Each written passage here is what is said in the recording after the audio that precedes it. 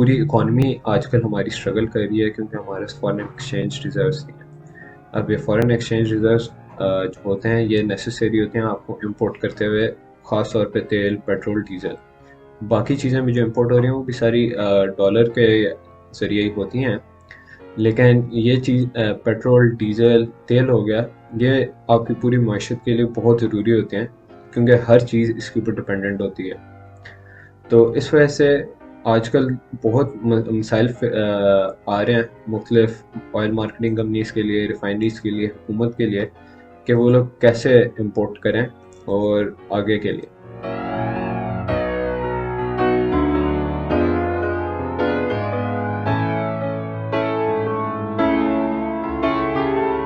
अगर इस महीने के शुरू में देखा जाए तो कुछ मीडिया आउटलेट्स ने खबर छापी थी कि 6 दिन का रह गया, कुछ ने फिर छापी कि 11 दिन का रह गया। और कल ही हुकूमत ने, मुसद्दक मलिक ने स्टेटमेंट दी प्रेस कॉन्फ्रेंस की, जिसमें उन्होंने कहा कि 20 दिन का पेट्रोल पड़ा हुआ है और 29 दिन का डीजल पड़ा हुआ है। जो मैंने अपनी इन्वेस्टिगेशन की है, जो मैंने अपने सोर्सेज से पता करा है, उसके अंदर कुछ ये कह रहे हैं कि 20 दिन का पेट्रोल है, 30 दिन का डीजल पड़ा हुआ है। लेकिन एट द सेम टाइम एक और कन्फ्लिक्टिंग बात जो आई है एक रिफाइनरी वाले से, उन्होंने कहा कि उनके पास 10 से 15 दिन का स्टॉक रह गया है, जिसकी वजह से ये जो आजकल बातें चल रही हैं कि स्टॉक्स काफ़ी हैं, इसके ऊपर भी थोड़ा सा डाउट आ जाता है कि स्टॉक्स हैं भी कि नहीं है।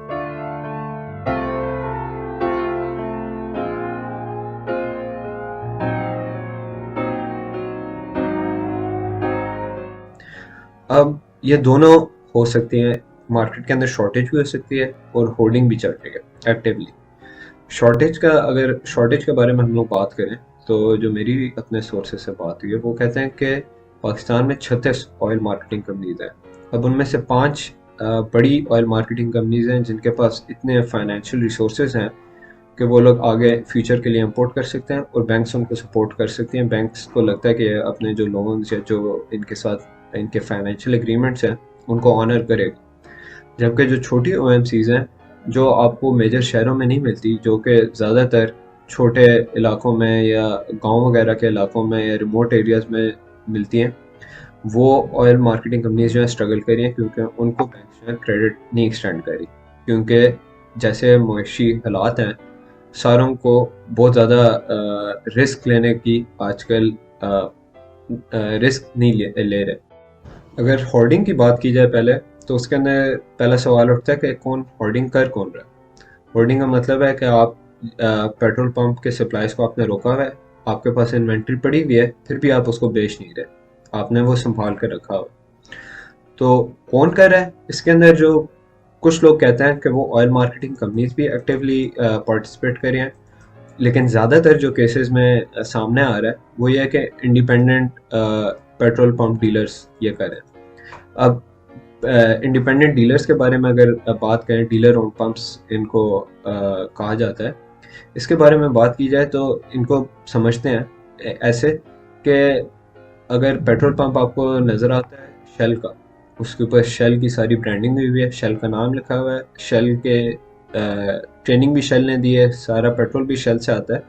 लेकिन जो पेट्रोल पंप की ओनरशिप है वो जो है किसी एक प्राइवेट इंडिविजुअल के पास है जिसने कंपनी के साथ एग्रीमेंट किया हुआ है। अब पेट्रोल पंप चलाना एक आसान काम नहीं होता, इसके लिए बहुत इन्वेस्टमेंट चाहिए होती है, जिसकी वजह से कंपनीज जो हैं अक्सर प्राइवेट इंडिविजुअल्स के साथ एग्रीमेंट्स कर लेती हैं अपनी कॉस्ट सेविंग के लिए, कि वो कॉस्ट इन्वेस्ट करें पेट्रोल पंप बनाने में और हम लोग उनको बेचते जाएं। इस तरह दोनों कंपनी की एडवर्टाइजिंग भी हो जाएगी, कंपनी का पेट्रोल भी बिक जाएगा और प्रेजेंस भी शो हो जाएगी।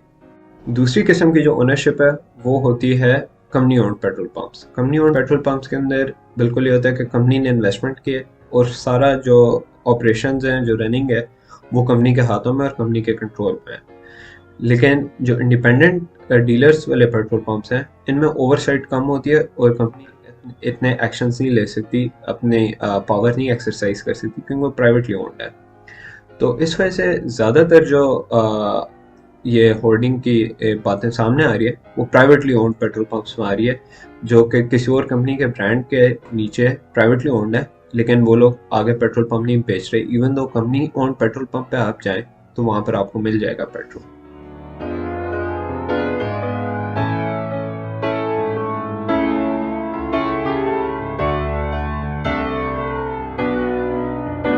अगला सवाल नेचुरली ये उठता है कि क्यों होर्डिंग की जा रही है। होर्डिंग करने की दो वजूहत हैं। एक तो यह है कि आजकल बड़े रूमर्स चल रहे हैं क्योंकि आईएमएफ की डील पे पाकिस्तान आने की कोशिश कर रहा है और आईएमएफ कह रही है कि आप पेट्रोल और डीजल के रेट बढ़ाएं एज पार्ट ऑफ जो उनकी ओवरऑल स्ट्रेटजी है पाकिस्तान की हुकूमत का रेवेन्यू इंक्रीज करने में। तो आईएमएफ के प्रेशर की वजह से बहुत ज़्यादा रूमर्स चल रहे हैं कि इस महीने दोबारा पेट्रोल और डीजल की कीमतें बढ़ाई जाएगी, जिसकी वजह से जो डीलर्स हैं और जो ऑयल मार्केटिंग कंपनीज हैं वो आपको पेट्रोल और डीजल नहीं बेचना चाहती। क्योंकि इसकी अगर सादे अल्फाजों में मैं इसको एक्सप्लेन करूं तो अगर मैंने 100 रुपये का लीटर खरीदा है पेट्रोल का और मुझे हुकूमत कहती है आप वो 120 का सिर्फ बेच सकते हैं, तो मैं उसको 120 पे ही बेचूंगा। लेकिन अगर मुझे पता है कि 2 हफ्ते बाद वही 1 लीटर जो मैंने 100 रुपये का खरीदा वो 150 का हो जाएगा, तो मैं इंतज़ार करूंगा कि मैंने जो सस्ता तेल खरीदा हुआ है उसको मैं महंगे दामों में बेचूं और अपने प्रॉफिट को मैक्सिमाइज करूं। जो दूसरी रीज़न है होर्डिंग की वो थोड़ी सी कॉम्प्लिकेटेड है। अभी रिसेंटली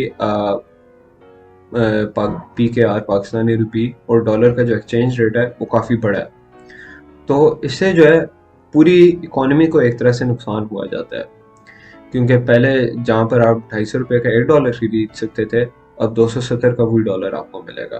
तो नेचुरली आपके पास जो पैसे हैं उनकी वैल्यू कम हो गई है इन टर्म्स ऑफ डॉलर्स। तो इसकी भी आगे मैं आपको एक्सप्लेन करता हूँ। जैसे अगर पहले मुझे $50 की एक बैरल मिल रही थी तेल की और तब रेट था 200 रुपये पर डॉलर, तो अब 50 को मल्टीप्लाई करें 200 से तो आपको मिलते हैं 10,000 रुपये की एक बैरल। वही जो डॉलर और PKR का रेट है उसी बैरल के लिए वो हो गया 250 रुपये पर डॉलर। अब अगर आप 50 को मल्टीप्लाई करें 250 से तो ये आपको देता है 12,500। अब एक बैरल आपको 12,500 की मिल रही है। यह अब मैंने एग्जांपल के तौर पे एक्सप्लेन किया है कि जब डॉलर और PKR की एक्सचेंज रेट चेंज होती है तो क्या इफेक्ट आता है इसका। अब इसका पहला इफेक्ट तो डायरेक्ट ऑयल की पर बैरल कॉस्ट पे आ जाता है। जो इसका दूसरा इफेक्ट है वो ऑयल मार्केटिंग कंपनीज के लिए आता है। वो इस तरह आता है कि ऑयल मार्केटिंग कंपनीज को एक लाइन ऑफ क्रेडिट दी होती है बैंक्स ने कि वो इस इतने अमाउंट के अंदर अपने इम्पोर्ट्स और अपने ट्रांजैक्शंस कर सकती है। अगर इस फैक्ट को देखा जाए कि इनके सारे transactions for the most part import वाले ट्रांजैक्शन डॉलर्स में किए जाते हैं, तो वो जो इन्होंने लिमिट दी होती है उसकी एक्चुअल वैल्यू है जो इन टर्म्स ऑफ डॉलर्स हम लोग अगर हैं तो वो रिड्यूस हो जाती है। ये रिसेंटली OCAC ने अपने एक लेटर में भी हुकूमत को कन्वे किया कि जिनकी लाइंस ऑफ क्रेडिट है मुख्तलिफ बैंक्स में वो 15 से 20% गिर गए हैं क्योंकि PKR डिवैल्यूएशन की वजह से। तो ये दूसरी वजह है जिसकी वजह से OMCs भी चाहती हैं कि वो अपने जो सस्ते दामों वाले स्टॉक्स हैं उनको होल्ड कर सके और महंगे दामों पे बेच सके।